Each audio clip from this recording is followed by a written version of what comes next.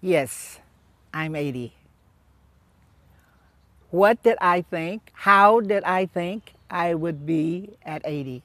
Not like this. How is this? Oh, well, I look great. I feel good. I've gone through some very serious sicknesses that I'm overcoming.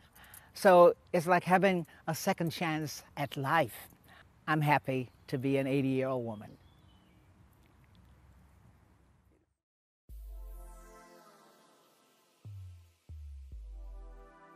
Welcome to my channel. This is Divested Diamonds. You have arrived. Hello ladies and welcome. Please do me a favor and click the like button as you come in. Thank you. Thank you kindly. So today we are going to talk about the beautiful, the legendary Tina Turner. We are going to explore her life with musician Ike Turner and the breakdown of their marriage, and I'll give my opinion on why I feel she decided to distance herself from those closest to her in order to find inner peace. Do you know what else she did? She divested from her family. Tina divested from a bad marriage and later from her own sons, eventually from the country that she was born in. Now, most of us know the story of Tina Turner from the movie What's Love Got to Do with It, where the gorgeous Angela Bassett played Tina. For most people, it was shocking, the amount of mistreatment. No, let me rephrase that. The amount of abuse that she had endured at the hands of that man, her then husband, Ike Turner. What's even more shocking was that she lived through hell, but actually managed to get away. Very seldom do women in that position leave to tell the tale. Now, while Tina has gone on to live a much quieter but seemingly happier life, it's very important for us to keep telling the story. This is not to wallow in negativity, but to show other women that people like Ike Turner do exist and come in many different forms. We need women to understand what to look for because no two narcissists are the same. Without further ado, let's get started. It was a sultry afternoon in Tijuana, Mexico, and Tina Turner is anticipating what would be the most romantic night of her life. She's 22 years old and has just married blues musician Ike Turner. Dreamily, she wonders where he has chosen. Some enchanted retreat, perhaps, for their wedding night?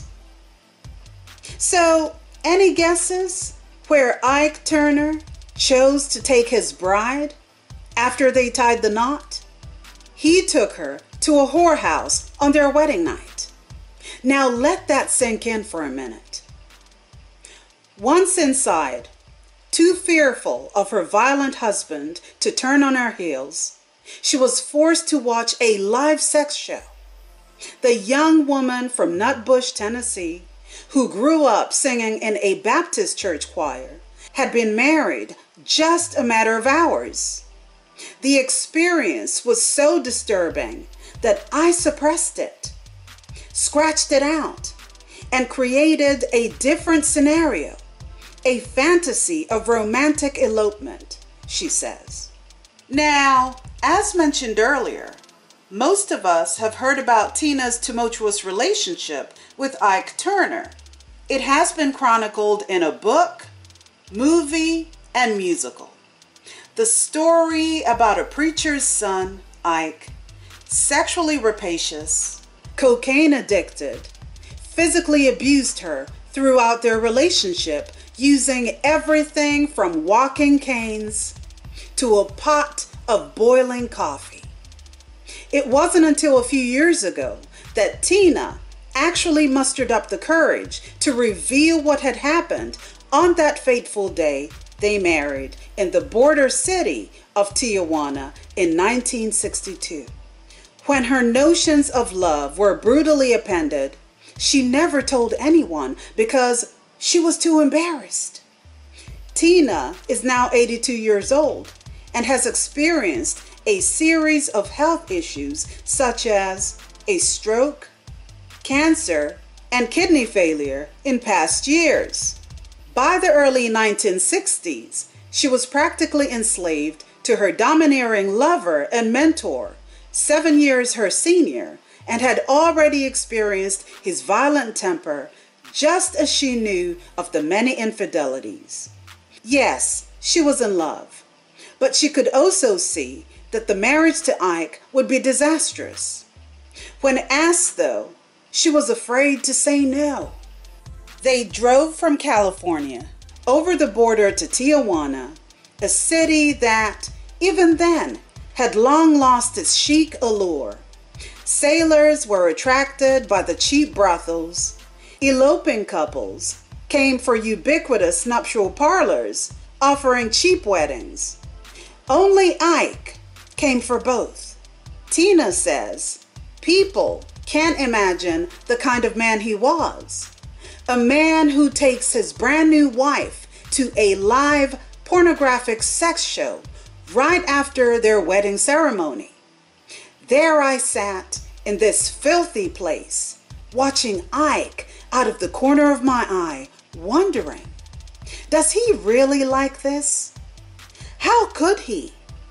It was so ugly.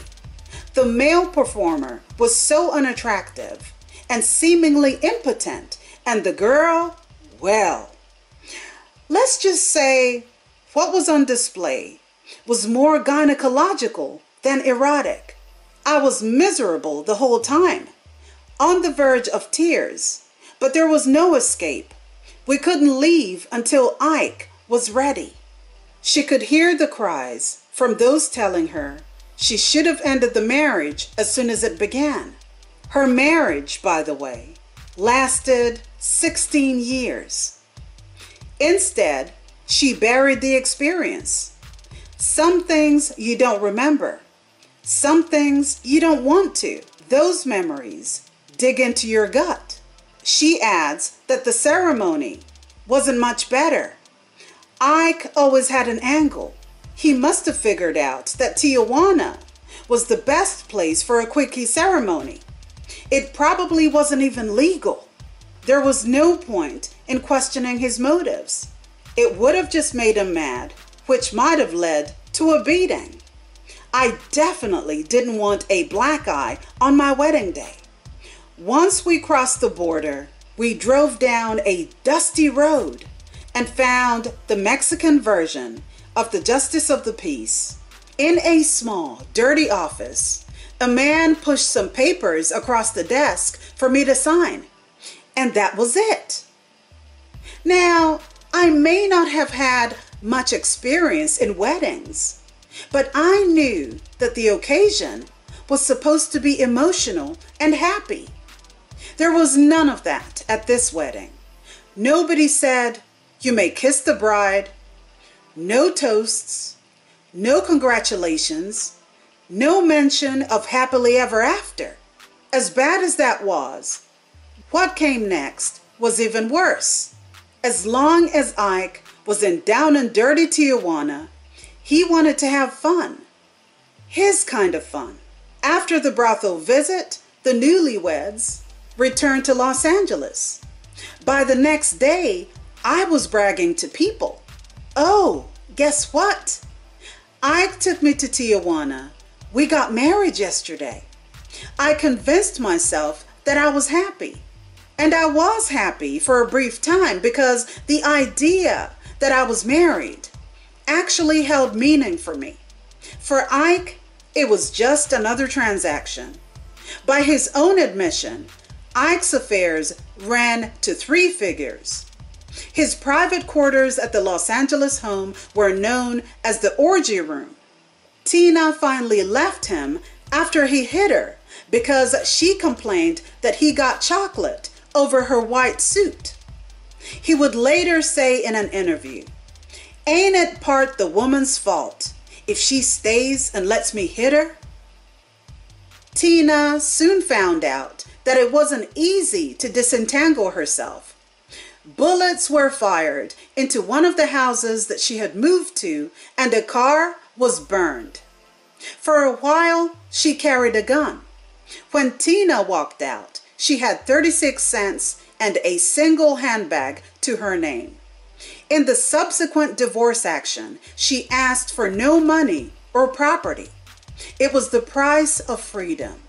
The couple's divorce was finalized in 1978, and Tina rebuilt her solo career, achieving well over $260 million in record sales, comfortably eclipsing Ike's own ventures.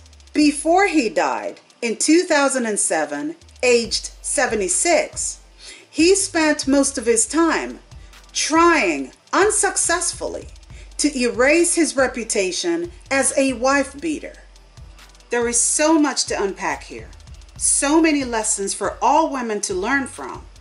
It's definitely sad that she had to go through what she went through, and we will never know the full extent of her trauma. But what we can do is keep telling these stories that serve as cautionary tales, especially to Black women. You know, every time I hear people talking about the old generation and how they navigated through relationships, there's always this romanticized version of events. Black women back then knew exactly what it took to be in relationships, they say. My grandmother was happily married to my grandfather for 40 years, they say. Those were the good old days, they say. What they don't tell you is how miserable a lot of those women were being married to those men. No one asked those women if they were happy in those relationships, especially those heavily involved in the church. You know what I'm talking about. If you were having problems in your relationship, in your marriage, you were supposed to work things out no matter what. Women back then were expected to have all these babies, right? All these children, while the men brought home the bacon. Having a career was not the norm, nor was it encouraged. Black women in particular didn't have the options in the workforce.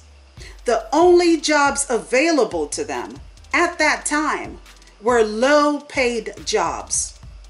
And a lot of Black women, even then, had to work because majority of them were not being provided for.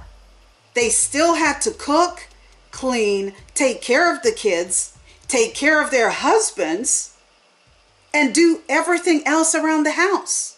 They were absolute mules. A lot of these Black men cheated. They had out-of-wedlock children with multiple women, but expected their wives to stay and endure the fuckery. Most of these women turned a blind eye because they were conditioned to believe that they couldn't do any better. Some were too afraid to say anything for fear of abuse. A lot of these relationships were so miserable. There was no love in majority of them. And unfortunately, the notion that all men cheated because it's in their quote-unquote nature was just another excuse for these Black males to openly disrespect Black women. I couldn't tell you the number of times that I've seen in comment sections of women's videos a bunch of Black males applauding the suffering of Black women, all in the name of loyalty. Stupid comments like, "My grandmother raised 8 kids, and even though they didn't have much, they all turned out just fine." How do you know? There's a desperate need to always want to humble Black women and remind them how women before them got by with very little So why can't they? But I digress. Back to the topic at hand. Who in their right mind takes their newlywed to a brothel? Does this sound like normal behavior? There is nothing romantic about that. And none of those actions give off the impression that such a man cares for you. It's disrespectful, it's extremely narcissistic, it's uncouth and self-serving, to say the least. No one can convince me that the relationships between black men and black women have been great over the years. No one. Individually, perhaps, but these are oh so isolated circumstances. What older generations of black women didn't tell you was that most of them had to make do with very little, scraping by because they weren't being provided for. In addition to that, they also had to put up with a lot of disrespect, and for some reason, they protected these men out of misplaced loyalty and embarrassment. A lot of these relationships were held together by trauma bonding. Most of these men had no power in society. So when they came home, you as a black woman were the punching bag and relief for their worthlessness. Ike Turner and any man out there with a similar mindset have no business getting married. But like Tina said, he always had an angle. Sound familiar? Black men have been using and abusing black women since the beginning of time. He saw a young, beautiful, talented young woman with great potential, someone he could benefit from and use to build his career. He seized the opportunity. He wasn't in love with Tina.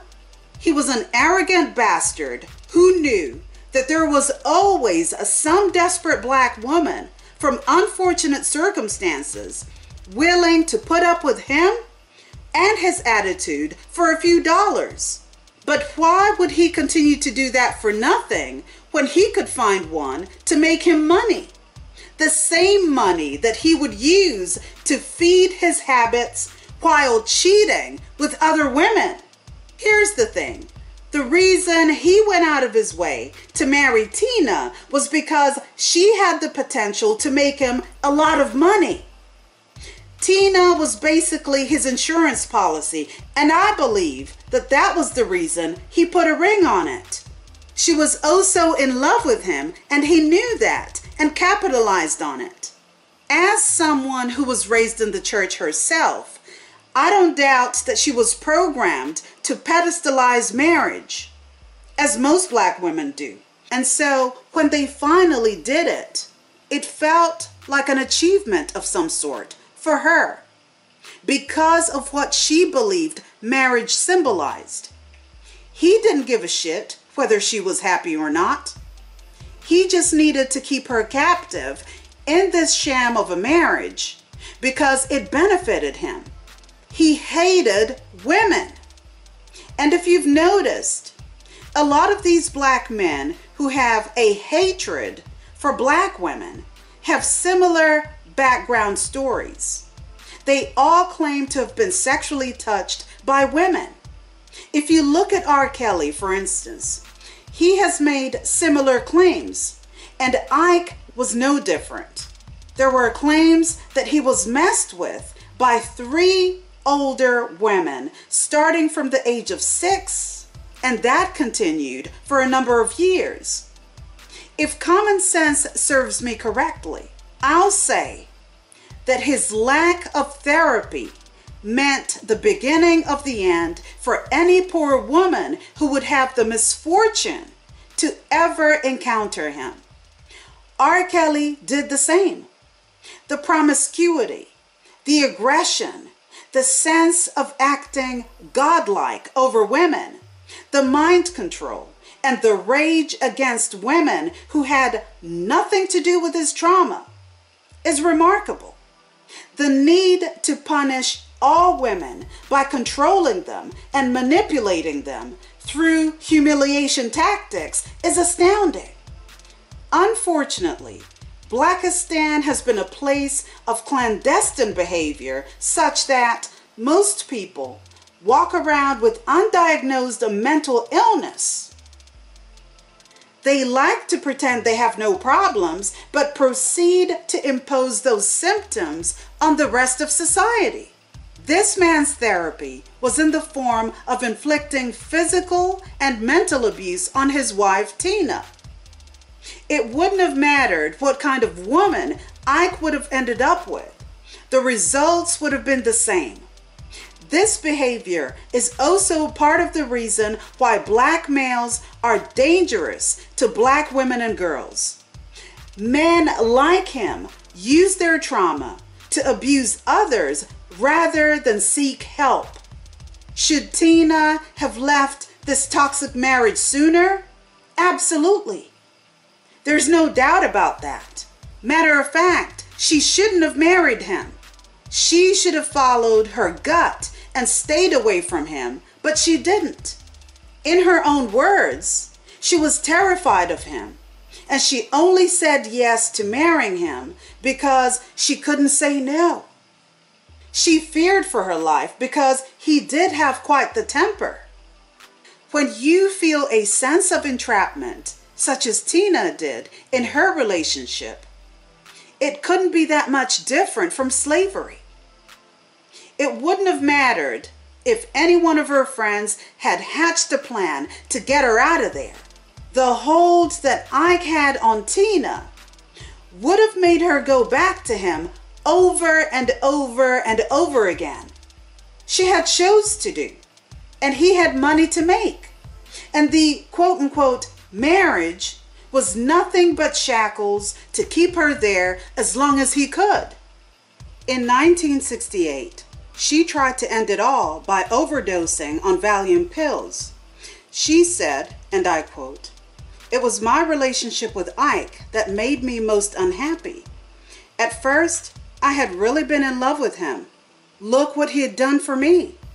But he was totally unpredictable." End quote. When Tina filed for divorce in 1976, on July 27th, she did it on grounds of irreconcilable differences. Her divorce petition asked for $4,000 a month in alimony, $1,000 a month in child support, and custody of her two biological sons, Craig and Ronnie. Divorce was finalized on March 29, 1978. When Tina left Ike, she assumed responsibility for missed concerts as well as an IRS lien. She was also allowed to keep a few other items from her marriage, but sadly, for almost 2 years, she received food stamps and played small clubs to pay off her debts. Now, here's the kicker, right? Ike Turner stated on multiple occasions that he was never officially married to Tina because he was legally married to another woman at the time of his ceremony. However, they had a common law marriage and still had to go through a formal divorce. So that explains the shady backdoor wedding in Tijuana, right? Oh, and it gets worse. When he passed away in 2007, Tina's own sister, Arlene, showed up at Ike's funeral to pay her respects because even though they weren't together anymore, she considered him her brother-in-law. I mean, with family like that, who needs enemies? It's not like she wasn't aware of the abuse, because she was. She worked with Ike and Tina very closely. In his autobiography, Taking Back My Name, Ike Turner stated, "Sure, I slapped Tina. We had fights, and there have been times when I punched her to the ground without thinking, but I never beat her." This is the level of narcissism that we're talking about. Ladies, if a man ever treats you this way, doesn't respect you, doesn't respect your body, your boundaries, and speaks nonchalantly about the pain that he inflicts on you, it behooves you to do whatever it takes to save yourself and get the hell up out of there.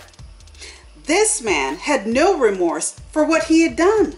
He claimed to Jet Magazine in 2007, obviously that was before he died, that he had written a letter to Tina apologizing for, quote unquote, putting her and the kids through that kind of stuff. That's how he phrased it, but never sent it. So why would he write a letter if he were remorseful and not send it? What a load of crap.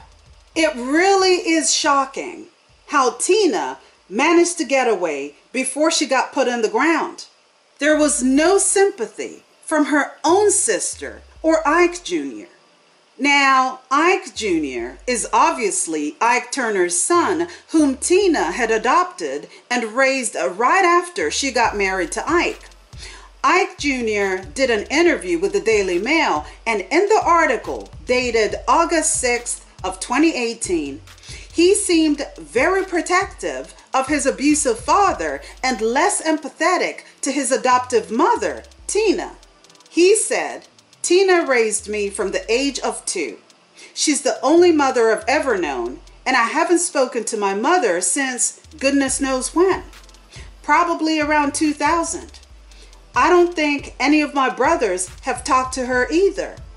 According to Ike Jr., Tina has distanced herself from part of her life spent with his father and has cut herself off from her children. "My mother is living her life. She has a new husband and she's in Europe. She doesn't want to have anything to do with the past." Would you blame her after everything that she went through? Here's what this man said in regards to the tumultuous relationship between his parents. He believes that Tina should have made peace with Ike before his death from a cocaine overdose.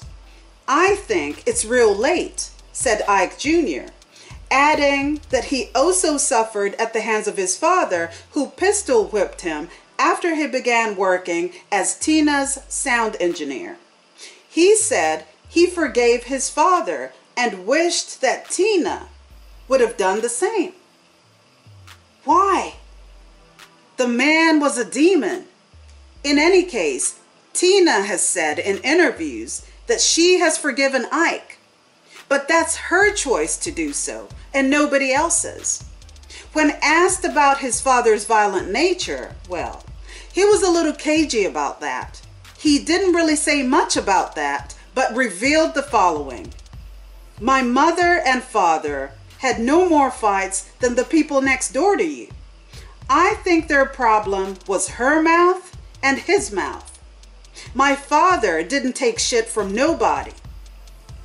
He also said that Ike and Tina were absentee parents and that they were raised by housekeepers because the two of them were gone 11 months of the year. Sure, because Ike would have allowed Tina to be a stay-at-home mom, right? This guy. I think it speaks volumes that a man his age, right, can't seem to condemn the wrongdoings of his own father, the same man who abused him as well. His nonchalant attitude towards the suffering of his mother is not surprising. Black men tend to do this. They stick together no matter what. And if this is the kind of attitude that he showed his mother, I'm not surprised she's not in contact with him. When Tina divested from her toxic relationship with Ike, I believe she made the conscious decision to leave the reminders of her trauma behind. Even though distance was created between her and her 4 sons, one of whom committed an act of deletion on himself, She still created a trust fund for them. She still sends them money on a regular basis. Those are not the actions of someone who doesn't care. Those are not the actions of someone who doesn't love her children. My personal opinion is that she loves them, but she also had to decide whether or not she would have constant reminders of her old life or start anew in another place with someone who seemingly loves her. As far as I can see, Tina chose self-preservation above all else. Now, while it may be hurtful to others, she made a decision for herself, a decision that was beneficial to her. It's been a while, right? Her children are now grown adults who can take care of themselves. What could they possibly need her for? And as most of you know, Tina got married to German music executive Erwin Bach in 2013 and seems quite happy. And the one thing Erwin did for her that I'm almost 100% certain Ike could never have done was donate a kidney when she needed it. Would Ike have done that? I think not.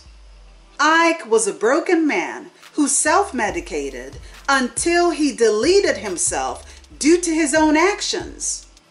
He was evil, he was selfish, had narcissistic tendencies, and hated women. He possessed all the red flags that women should be looking out for in dating and marriage. She's lucky to have gotten out of that relationship alive and into the arms of a man who appears to adore her. They have bought several properties together. She moved to Switzerland, changed her nationality, and it may have taken some time, but she did it. She weathered the storm and made it through. Ladies, this is what true divestment looks like. When we say, go where you're appreciated, not tolerated, Tina Turner is the perfect example of it. Who knew that little Anna Mae Bullock from Nutbush, Tennessee, who later became Tina Turner, would be an icon, a trailblazer, a superstar, and an inspiration to women in DV situations. She has mentioned in interviews how women have thanked her for telling her story because that has helped them too. I just want women, but especially Black women, to understand that it's okay to unlearn a lot of the toxicity taught to us by our parents, the church, and society. You are the most important being in your life. You're the driving force in your life, the one who makes things happen. Don't be pressured by family, friends, or society to rush into situations that don't serve you. People telling you that you need to be married by a certain age, and if you're not, you are no longer valuable, don't have your best interest at heart. People telling you your biological clock is ticking, hurry up and get a man and have that baby, don't have your best interest at heart. Be careful of any decision made in a hurry. You might just end up with an Ike Turner, and men like him come in many different forms, all races included, but especially Black. You see, what we all need to understand is that people in general love to live cookie-cutter lives, and if you prove yourself to be different or go against the grain, most people don't like that. It's not up to them though. Make decisions that are right for you. You only have one life, and it's yours to live however you see fit. Tina's story is an inspiration because she thought outside the box. She could have ended up broke, which she did, and stayed in the gutter collecting food stamps, but she knew that was not the life intended for her, and so she pushed herself to do better and be better. When she met her now husband back in the 80s, they started off as friends. And I'll bet that was a big contrast in comparison to her relationship with Ike. I'm guessing he showed her a certain kindness, a certain level of respect that she was not accustomed to. She didn't care that he wasn't black. She took a chance on love, and it has seemingly ended very well for her. She divested from situations that no longer served her, and at 82 years old, she looks as vibrant as ever. Don't allow miserable people to determine your worth. Ike Turner was a miserable demon. Only you can determine what's right for you and what's not.